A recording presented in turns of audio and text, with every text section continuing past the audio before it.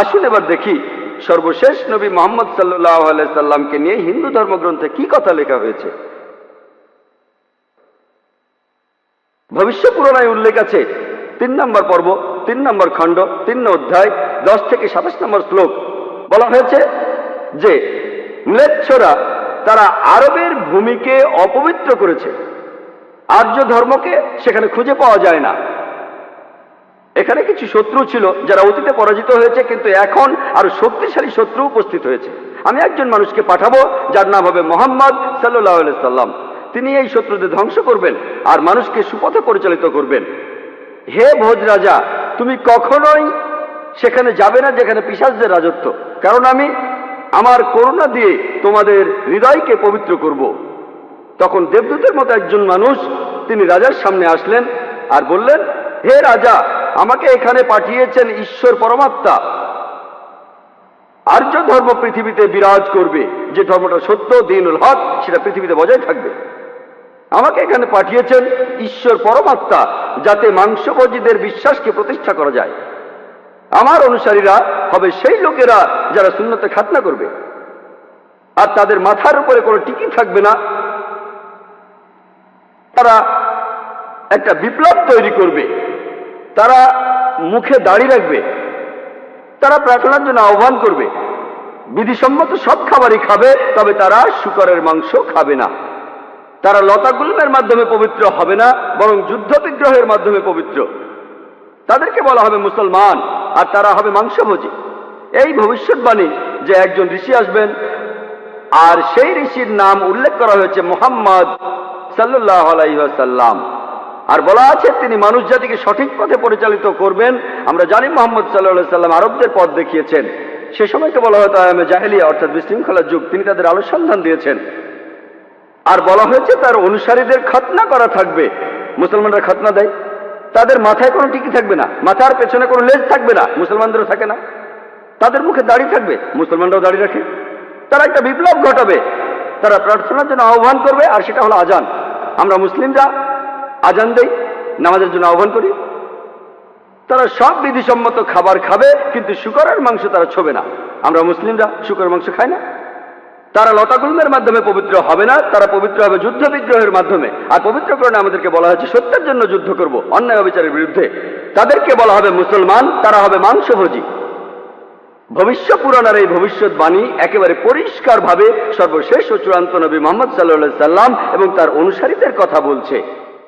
মুহাম্মদ সাল্লাল্লাহু আলাইহি সাল্লামের নাম বিভিন্ন জায়গায় অনেকবার বলা হয়েছে, হাতে সময় নেই, সেজন্য ভবিষ্য পুরাণ থেকে কয়েকটা উদাহরণ দিচ্ছি। এই ভবিষ্যৎবাণী করা হয়েছে ভবিষ্য পুরাণের 3য় পর্ব, 3য় খণ্ড, 3য় অধ্যায়ের 5 থেকে 8 শ্লোকে।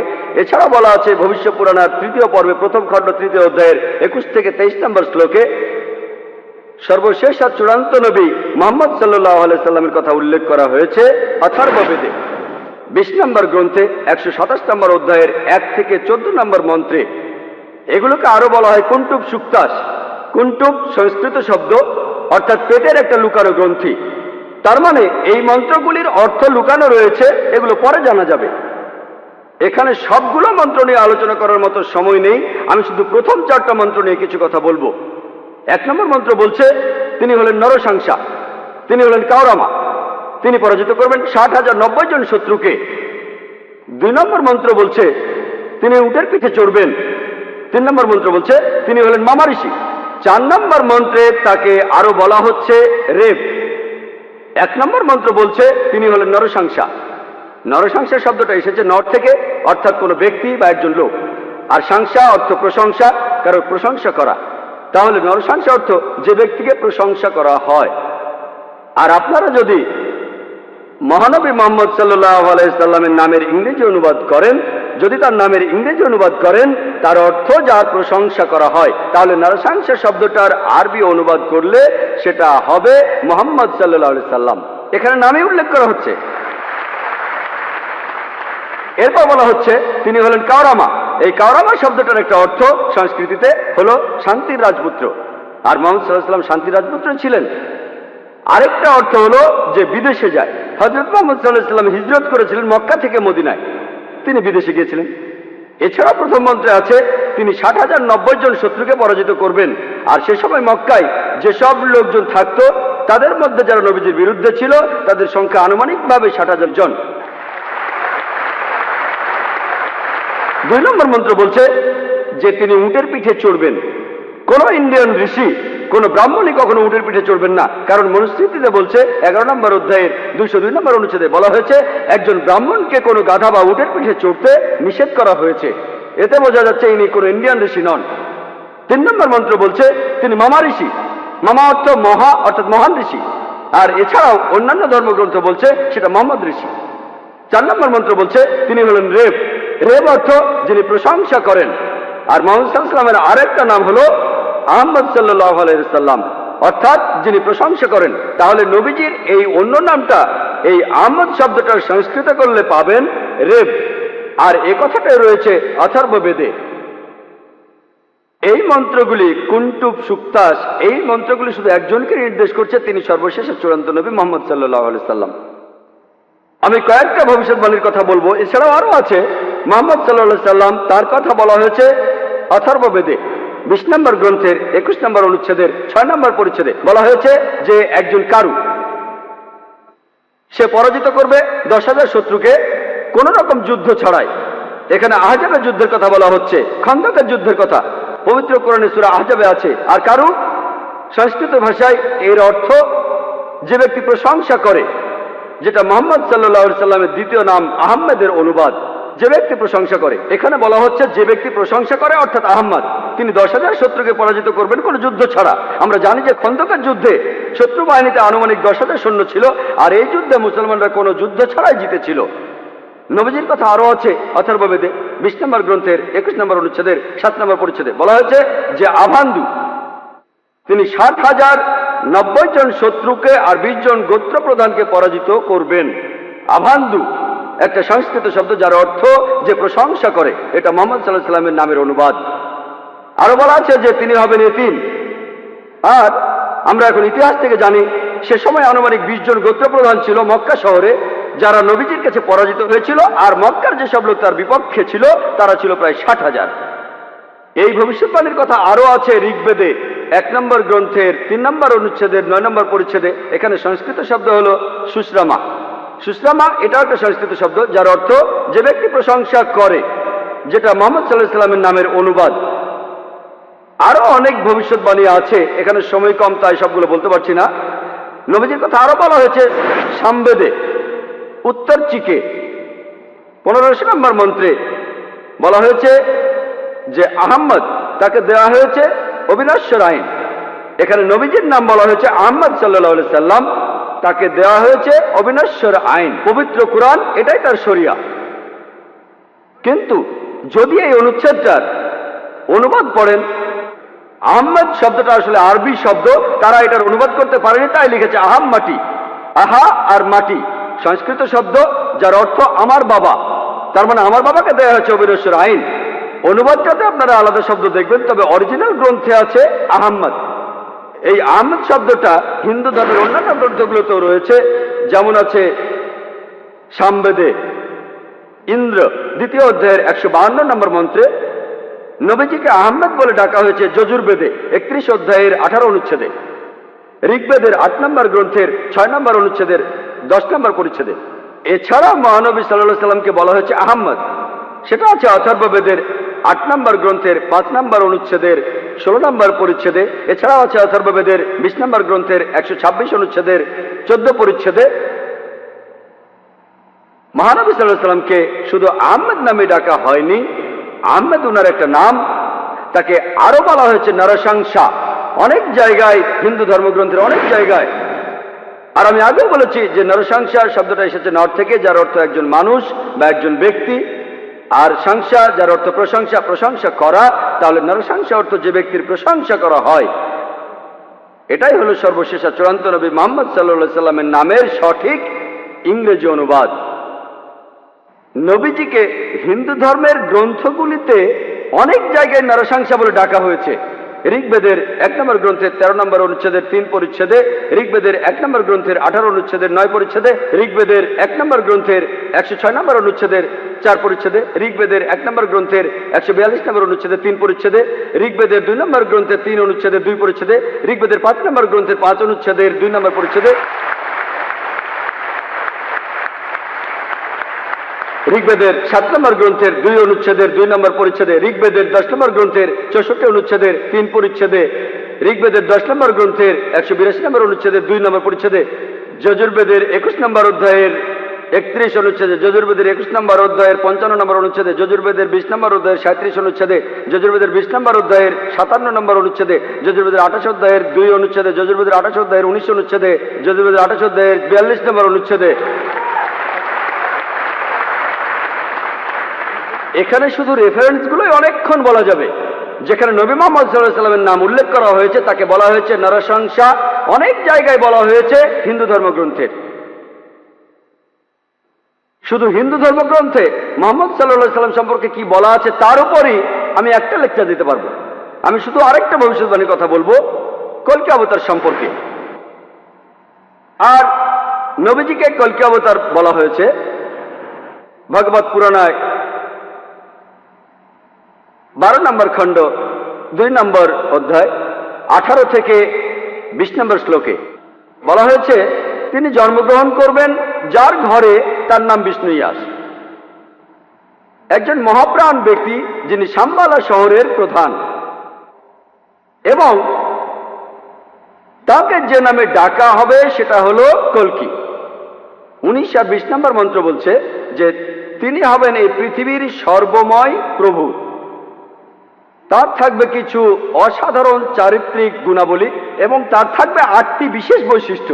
8টি বিশেষ বৈশিষ্ট্য তাকে দেয়া হবে একটি বাহন, একটি ঘোড়া, দেবদূত নিয়ে আসবে, আর তিনি একটি ঘোড়ায় চড়বেন, তার হাতে থাকবে তরবারি, তিনি শত্রুদের পরাজিত করবেন আর ফেরেশতারা তাকে সাহায্য করবে। এছাড়াও বলা আছে ভগবত পুরাণায় 1 নম্বর খণ্ডে 3 নম্বর অধ্যায়ের 25 নম্বর শ্লোকে যে তিনি জন্মগ্রহণ করবেন কলিযুগে। কল্কি অবতার জন্ম নেবেন কলিযুগে, যে সময় রাজারা ব্যবহার করবে ডাকাতের মতো।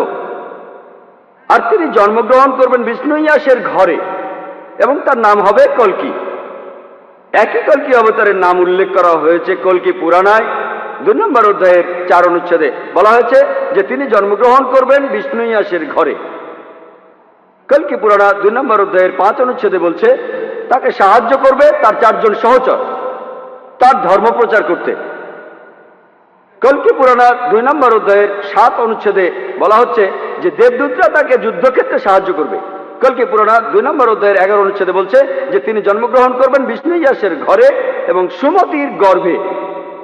আর কল্কি পুরাণা 2য় অধ্যায়ের 15 অনুচ্ছেদ বলছে যে তিনি মাদল মাসের প্রথম অর্ধাংশে জন্ম নেবেন।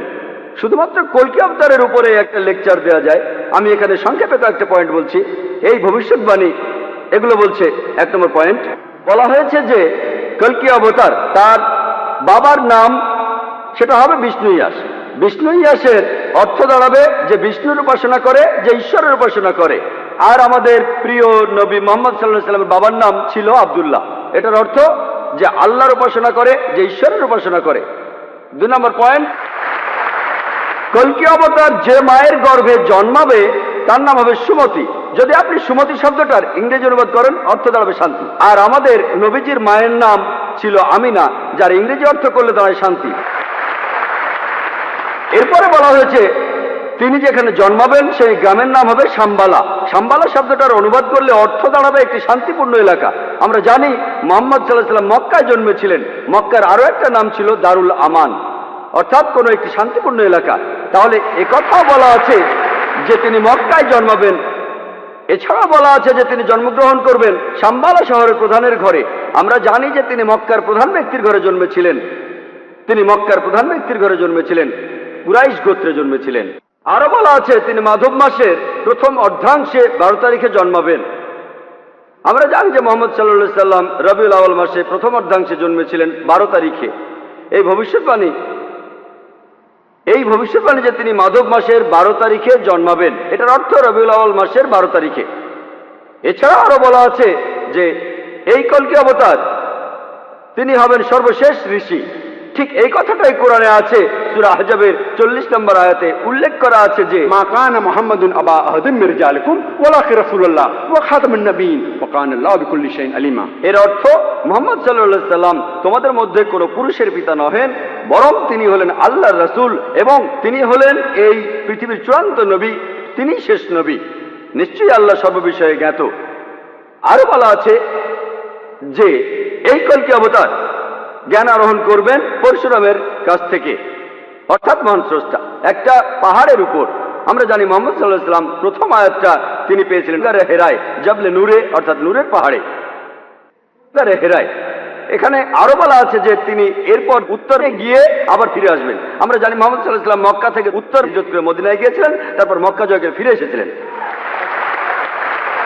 আরো বলা আছে যে এই কলকি অবতার তিনি পুরো পৃথিবীর মানুষের জন্য একটি দৃষ্টান্ত।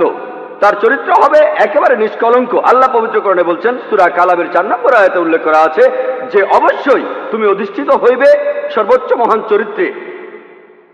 এছাড়াও বলা আছে যে কলকি অবতারের 8টি বিশেষ গুণ থাকবে।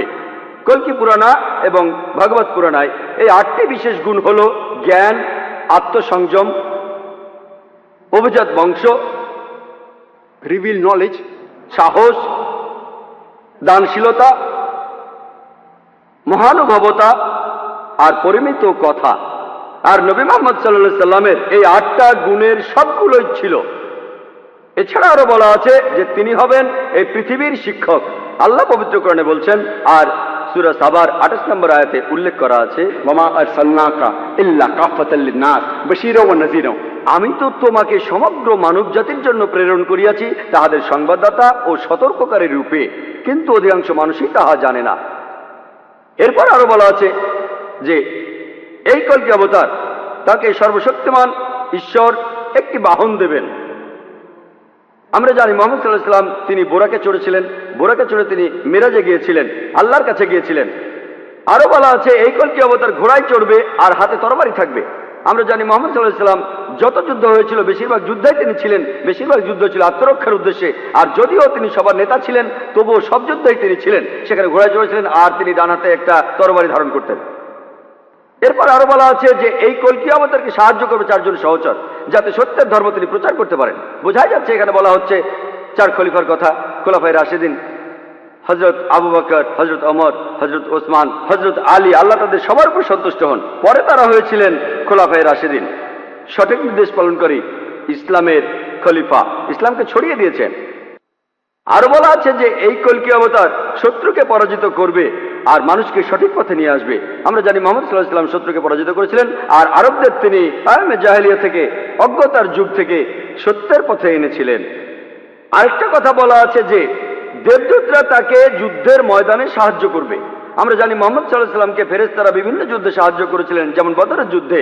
পবিত্র কোরআনেও আছে, সূরা আল ইমরানের 123 থেকে 25 নম্বর আয়াতে উল্লেখ আছে। এছাড়াও সূরা আনফালের 8 এবং 9 নম্বর আয়াতে উল্লেখ আছে। তাহলে এই কলকি অবতারের ভবিষ্যৎবাণীর সাথে আর কাউকে মেলানো যায় না, শুধু মেলানো যায় সর্বশেষ ও চূড়ান্ত নবী মুহাম্মদ সাল্লাল্লাহু আলাইহি সাল্লামকে।